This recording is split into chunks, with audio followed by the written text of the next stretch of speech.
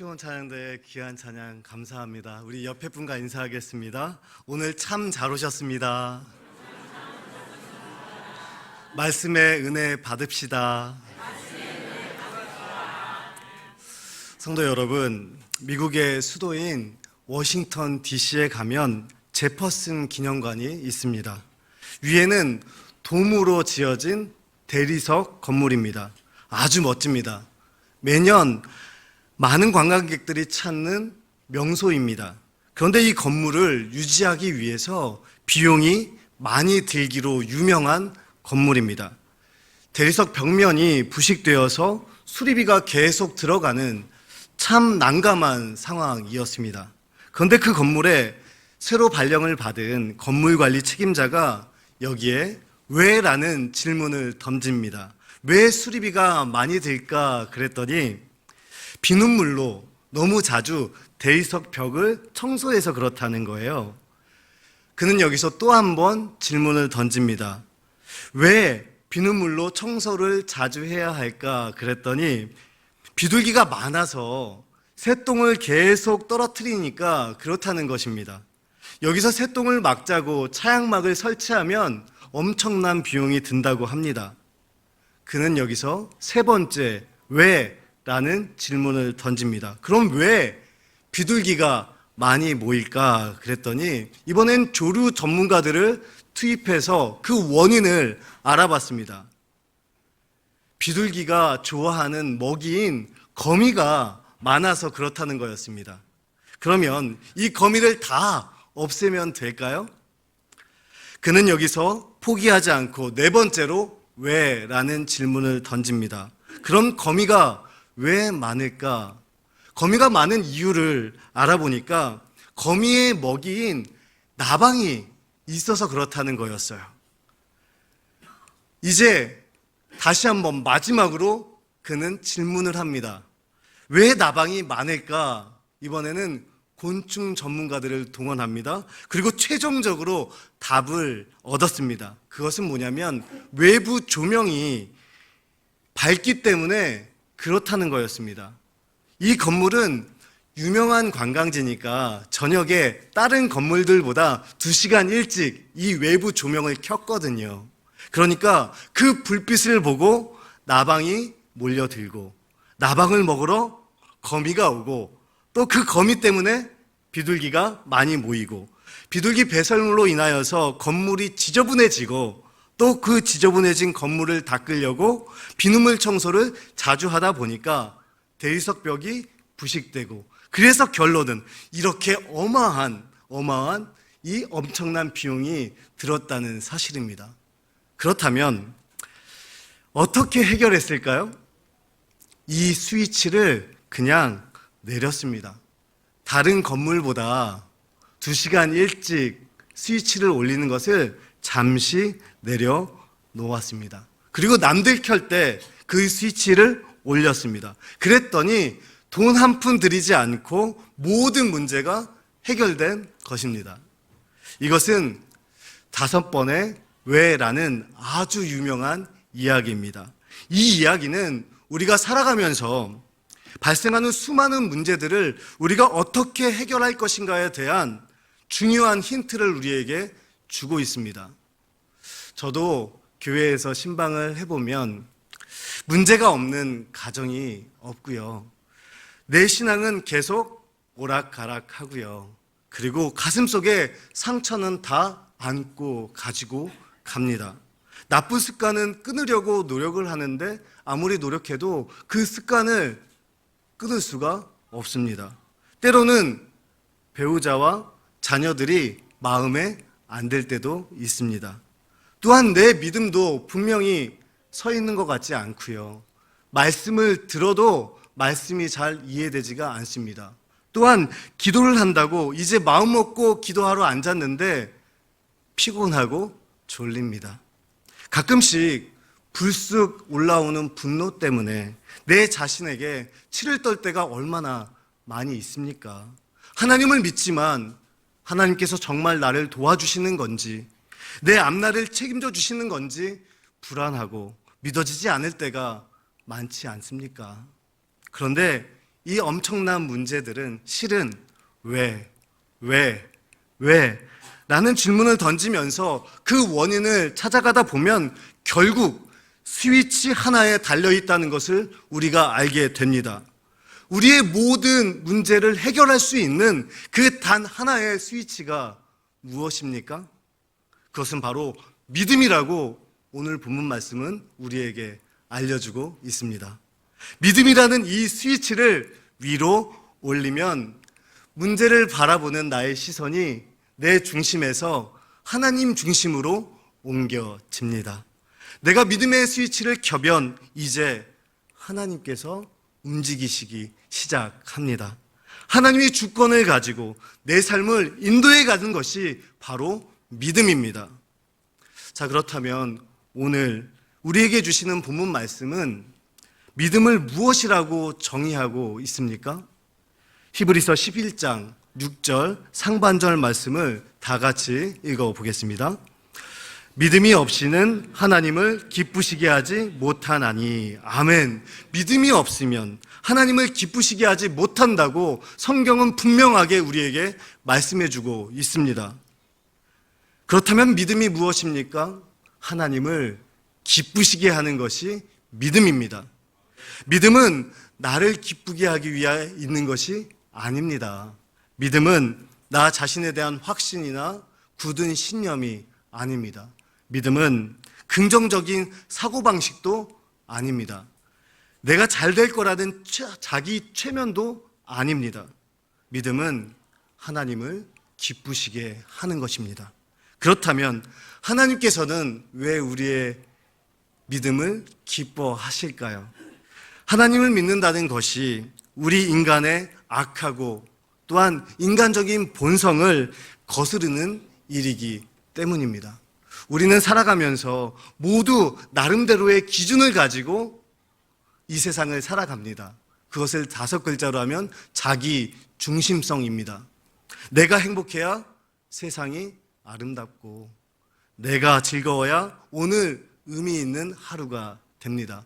내가 은혜 받아야 그 예배가 잘 드려진 것이고 내가 감동이 되어야 그날 찬양대가 찬양을 잘한 겁니다. 남들이 뭐라고 말해도 소용없습니다. 뭐든지 내 마음에 들어야 됩니다. 내가 잘 돼야 되고 내가 채워져야 되고 내가 바라는 게 이루어져야 됩니다. 이것이 우리의 이기심이고 우리의 한계입니다. 그래서 오늘 말씀은 나 자신을 기쁘게 하지 않고 오직 하나님을 기쁘시게 하는 것이 믿음이라고 우리에게 말씀하고 있습니다. 이제 우리가 믿음을 가졌다는 것은 우리의 기준이 달라졌다는 것입니다. 이제 우리는 나의 기쁨을 위해서 살지 않아요. 하나님의 기쁨을 위해서 우리는 살아갑니다. 우리가 하나님을 모를 때에는 내가 점점 커지는 게 행복이었습니다. 그런데 이제는 달라졌어요. 나는 점점 작아지고 하나님은 점점 커지는 것이 우리의 기쁨이요 우리의 감사인 줄로 믿습니다. 그것이 나의 목적이 되길 간절히 소망합니다.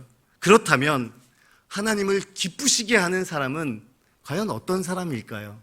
오늘 본문 6절 말씀은 이렇게 이어나가고 있습니다. 하나님께 나아가는 자는, 즉 하나님이 우리의 인생이 나아가는 목적지라는 것입니다. 나의 목적지가 돈이 아니고 성공도 아니고 그리고 무병장수도 아닙니다. 우리는 하나님께 나아가요. 하나님께 나아가야지만 우리 자신이 어떤지 정확하게 하나님께서 우리에게 보여주신다는 것입니다. 우리가 세상을 향해 나아가면 우리가 비교적 깨끗해 보이는 것 같습니다. 비교적 괜찮아 보입니다. 그래서 여기서 만족하고 여기서 방종하고 여기서 흐트러져 버려요. 그런데 우리가 하나님께 나아가면 나의 연약함, 나의 죄, 그리고 모자란 부분들이 하나도 남김없이 보입니다. 그래서 우리는 하나님께 나아갈 때에만 우리는 나 자신을 객관적으로 바라보고 내 죄를 하나님께 통회하고 자복하고 회개하여서 용서받고 새롭게 변화될 수 있는 것입니다. 제가 얼마 전에 운전을 하다가 문득 보니까 차 앞 유리가 먼지가 가득 쌓여 있는 걸 보게 되었습니다. 그래서 워셔액을 뿌리고 그 문을 와이퍼를 이렇게 좌우로 이렇게 눌렀어요. 근데 옆을 보니까 옆에 있는 차량도 똑같이 그렇게 하고 있는 거예요. 근데 옆에 있는 그 차량도 똑같이 그러고 있는 거였습니다. 왜 그랬을까요? 그 자리는 바로 긴 터널을 지나온 첫 사거리였기 때문입니다. 어두운 터널을 지나가면서 차 앞 유리에 먼지가 있는지 더러운지 운전자들이 잘 몰랐어요. 그런데 터널을 지나고 나서 밝은 햇살이 비치니까 차 앞 유리에 먼지가 가득 쌓여 있다는 것을 알게 됩니다. 그래서 다 닦고 있는 거였어요. 사랑하는 성도 여러분, 평소에 우리의 삶에 먼지가 잘 안 보여요. 하나님 앞에 설 때, 하나님이라는 강한 햇살이 비칠 때 내 인생에 먼지가 보입니다. 유명한 시인 정호승 씨는 그의 시 햇살에게 라는 시에서 이렇게 노래하고 있습니다. 이른 아침에 먼지를 볼 수 있게 해주셔서 감사합니다. 이제는 내가 먼지에 불과하다는 사실을 알게 해주셔서 감사합니다. 그래도 먼지가 된 나를 하루 종일 찬란하게 비춰주셔서 감사합니다. 우리가 먼지의 불과함을 알게 하시고 먼지가 된 나를 하루 종일 찬란하게 비춰주시는 분은 과연 누구입니까? 우리가 기쁘시게 하는 우리의 믿음의 대상이 되시는 하나님이십니다. 하나님은 우리가 하나님을 기쁘시게 한다고 해서 우리의 기쁨을 무시하거나 우리를 부속이나 하인처럼 취급하지 않으십니다. 도리어 하나님의 빛으로 우리를 조명해 주시고 우리를 영화롭게 하여 주십니다. 우리를 만세전부터 택정해 주시고 값없이 의롭다 하심을 예수님의 십자가의 속량을 통해서 우리에게 주시지 않았습니까? 우리는 값없이 의롭다 하심을 얻은 자가 되었습니다. 이제는 하나님의 자녀가 되었고요, 천국 백성이 된 줄로 믿습니다. 이것이 하나님의 은혜인 줄로 믿습니다. 이것을 항상 잊지 않는 저와 여러분 될 수 있기를 바랍니다. 이어서 오늘 본문 말씀 6절 말씀은 우리에게 믿음의 구체적인 내용들을 알려주고 있습니다. 6절 하반절 말씀을 다 같이 읽겠습니다. 반드시 그가 계신 것과 또한 그가 자기를 찾는 자들에게 상 주시는 이심을 믿어야 할지니라. 아멘. 하나님께 나아갈 때 우리가 믿어야 되는 두 가지가 있습니다. 첫 번째는 그가 계신다는 사실을 믿는 것입니다. 두 번째는 그가 자기를 찾는 자들에게 상 주시는 이심을 믿어야 합니다. 먼저 그가 계신다는 것은 무엇을 말하고 있습니까? 우리가 실체를 인정하는 거예요. 하나님의 실체를. 그리고 하나님이 나와 함께 하여 주신다는 것을 믿는 것입니다. 하나님의 실체는 하나님은 살아서 역사하시고 인격적인 분이셔서 우리와 함께 동행해 주시고 함께 하신다는 사실을 믿는 것입니다. 그리고 하나님이 인격적이시니까 인격적인 하나님과 늘 함께 교제해야 된다는 것을 믿는 것입니다. 그렇다면 우리는 하나님께 나와서 내 할 말만 쏟아놓고 돌아가는 우리의 기도 생활을 다시 한번 돌아봐야 합니다. 정말 인격적인 관계는 서로의 말을 귀담아 들어요. 그리고 들은 그대로 행하고요. 그리고 살아가는 관계입니다. 그래서 그 계신 것을 믿는 것은 성경 말씀을 주목합니다. 그래서 살아계신 하나님께서 나에게 주시는 하나님의 살아있는 말씀이니까 내가 할 수 있는 것은 순종해야 합니다. 그렇다면 할 수 없는 것은 어떻게 하면 될까요? 하나님을 신뢰하면 됩니다. 지금은 내가 할 수 없지만 나보다도 더 나를 잘 아시는 하나님께서 내게 주시는 말씀이라면 반드시 내게 온전히 이루실 날이 있을 것이다. 하나님을 신뢰하며 아멘으로 받는 것입니다. 그러면 됩니다. 할 수 있는 건 순종해요. 할 수 없는 건 하나님을 신뢰하면 됩니다. 어느 목사님이 바쁘게 이제 설교를 하시러 장로의 신학대학교에 갔습니다. 주차 공간이 너무 좁아서 이리저리 넣고 빼고 하다가 옆에 있는 벤츠 차량을 긁었다고 합니다. 오래전이라 그때 당시에 벤츠 차량은 굉장히 귀한 차량이었습니다. 목사님은 과연 어떻게 했을까요? 그래도 내가 목사인데 쪽지를 적어서 그 와이퍼에 그 쪽지를 껴 놓았습니다. 그리고 마음속으로 이러한 기도가 나왔다고 합니다. 하나님, 이 쪽지를 적어 놓는 건 제 일이고 이 쪽지를 이제 바람에 날아가게 하시는 거는 하나님의 몫입니다. 그날 설교를 다 마치고 나서 전화가 왔습니다. 누구의 전화였을까요? 벤츠 차량의 주인의 전화였습니다. 근데 그 주인이 뜻밖의 질문을 한 겁니다. 혹시 예수님을 믿으시나요? 혹시 목사님이신가요? 아니, 그걸 어떻게 아셨습니까? 지금까지 제 차를 긁고 간 사람이 참 많이 있었는데 쪽지를 적어서 이렇게 놓고 간 분은 단 한 명도 없었습니다. 그래서 오늘 제가 쪽지를 이렇게 보다가 아마 이런 쪽지를 남긴 분이라면 예수님을 믿겠다. 그리고 장신대에 오셔서 설교를 전하러 오시는 목사님은 아니실까 라는 생각이 들었습니다. 목사님, 사실 제가 우리나라에 신물이 나서 이제 곧 호주로 이민을 가려고 합니다. 목사님의 쪽지를 보고 그래도 우리나라가 아직 희망이 있다 싶어서 연락을 드렸습니다. 저에게 따뜻한 마음을 가지고 이제 이 나라를 떠날 수 있게 해주셔서 참 감사합니다. 그리고 마지막으로 수리비는 괜찮습니다. 여러분, 놀라운 일이 아닙니까? 우리 모두 하나님 말씀에 순종하며 살아갑시다. 말씀대로 순종할 때 이제 하나님께서 일하실 것을 신뢰하며 살아갈 수 있기를 바랍니다. 하나님이 수리비를 면제해 주셔서가 아니라 작은 순종을 통해서 누군가에게 하나님의 살아계심을 보여주고 희망을 보여주었다는 것이 너무나도 멋지지 않습니까? 이것이 하나님이 우리에게 주시는 진짜 상급인 줄로 믿습니다. 이제 두 번째로 그가 자기를 찾는 자들에게 상 주심을 믿는다는 것은 무엇일까요? 우리들은 이러한 본문을 읽을 때 상 주신다, 이런 말을 굉장히 좋아합니다. 우리가 상 받으려면 어떻게 하면 될까요? 예배를 열심히 뜨겁게 드리면 될까요? 전도를 많이 하면 될까요? 기도를 많이 하면 상을 받을 수 있을까요? 그런데 이렇게 살면 믿음이 되게 피곤하고 어렵고 부담스러운 것이 됩니다. 그런데 오늘 본문 말씀을 한번 잘 읽어보십시오. 하나님은 열심히 하고 부지런히 하고 몸 바쳐 헌신하는 사람들에게 상을 주신다고 말씀하고 있지 않습니다. 자기를 찾는 자들에게 상 주시는 이심을 믿으라고 말씀하고 있습니다. 그냥 하나님을 찾으면 됩니다. 하나님께서 상 주십니다. 교회는 본래 그런 곳이 아닙니까?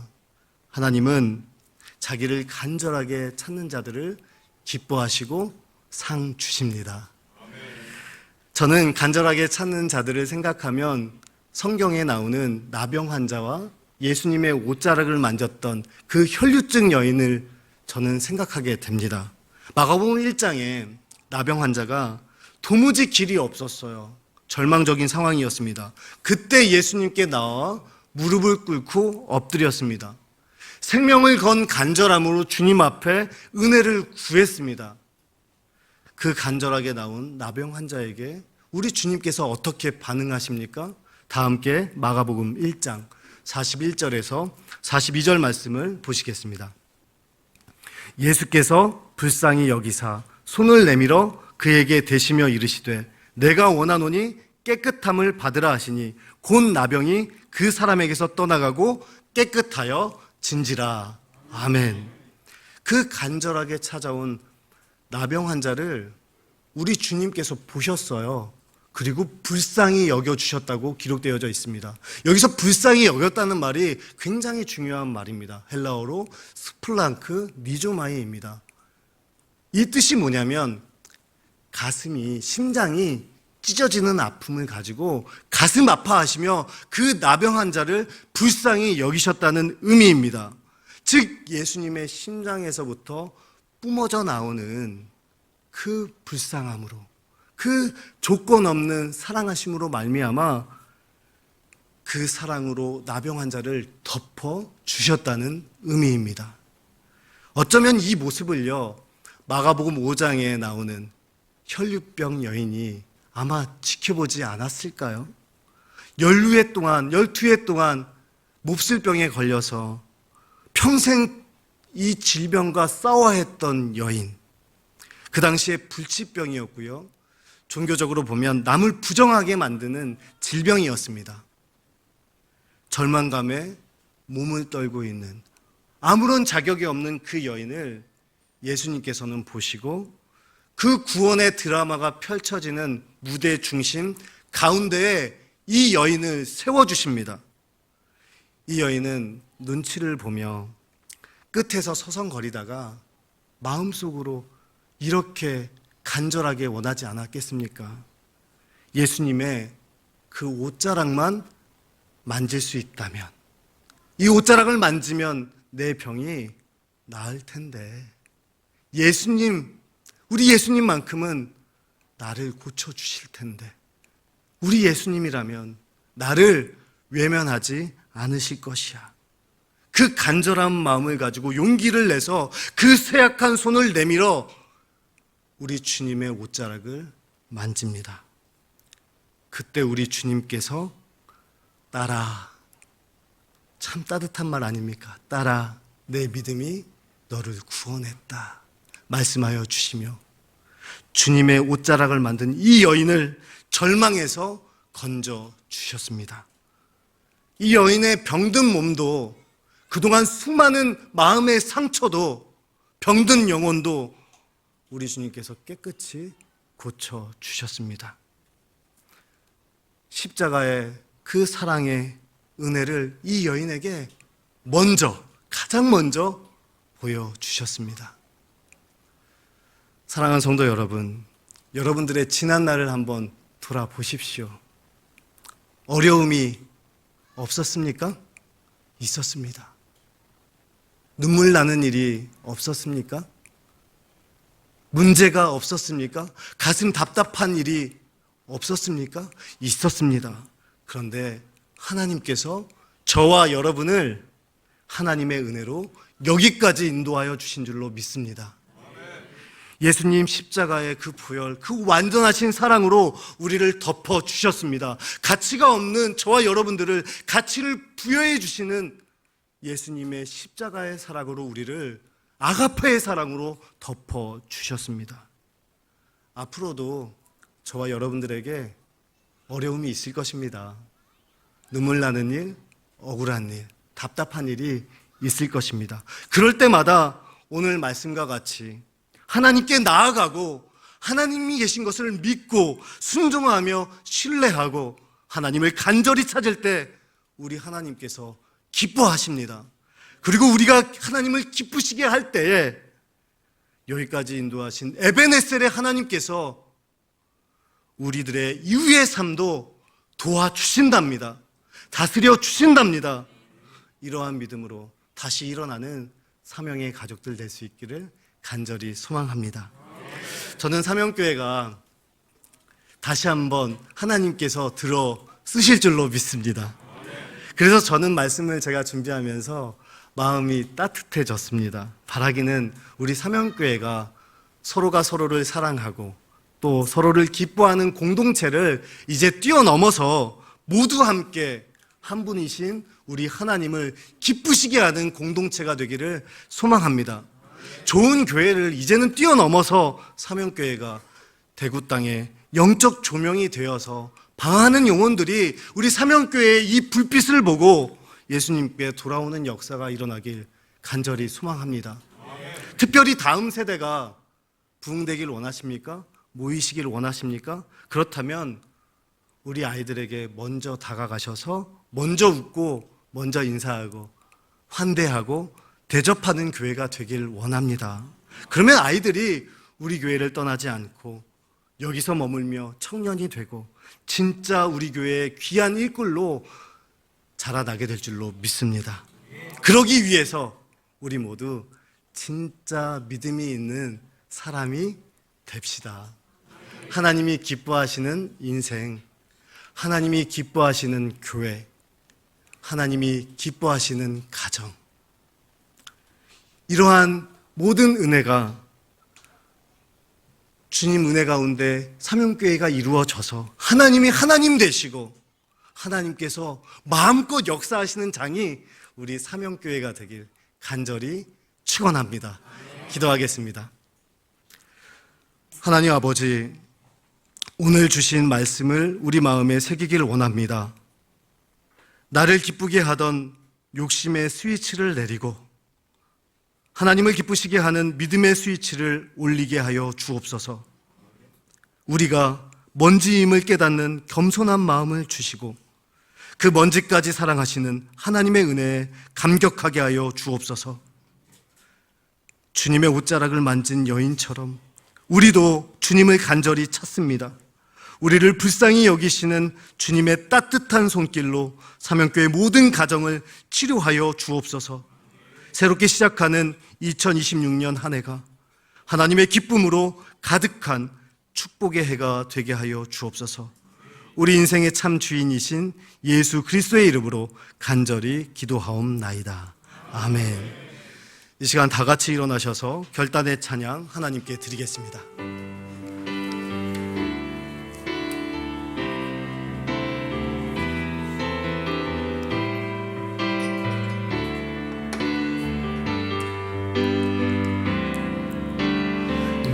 주님의 기쁨 내기 원하네. 내 마음을 새롭게 하소서. 새 부대가 되게 하여 주사. 주님의 빛 비추게 하소서. 내가 원하는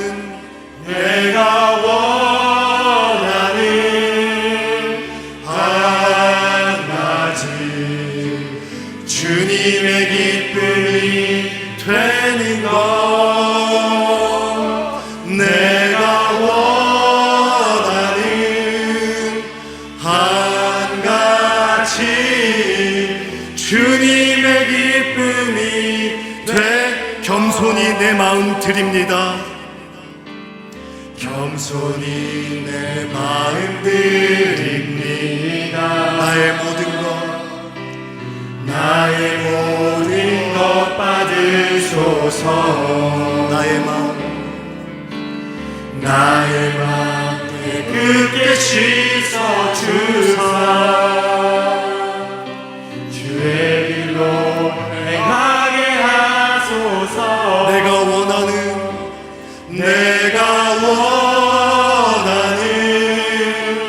한 가지 주님의 기쁨이 되는 것.